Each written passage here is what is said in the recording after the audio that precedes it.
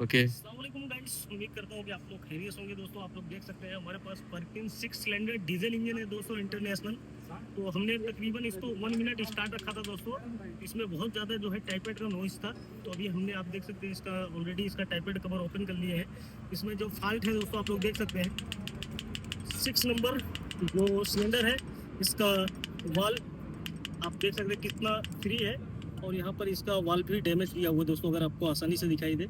तो इंशाल्लाह इसको हम फिक्स करेंगे और वाल क्लियरेंस एडजस्ट करेंगे और दोबारा इंशाल्लाह स्टार्ट करेंगे। इससे रिलेटेड जो भी फॉल्ट होगा इंशाल्लाह ज़रूर शेयर करूँगा।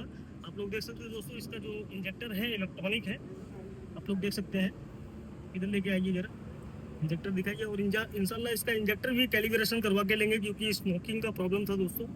तो आप लोग देख सकते हैं।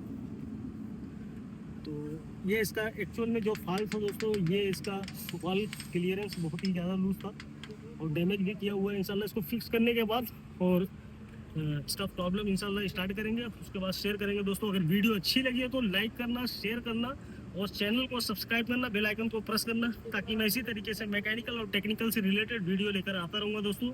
चलिए, दुआ खैर में याद रखिए। इंशाल्लाह ताला फिर मुलाकात होगा। अल्लाह हाफिज़।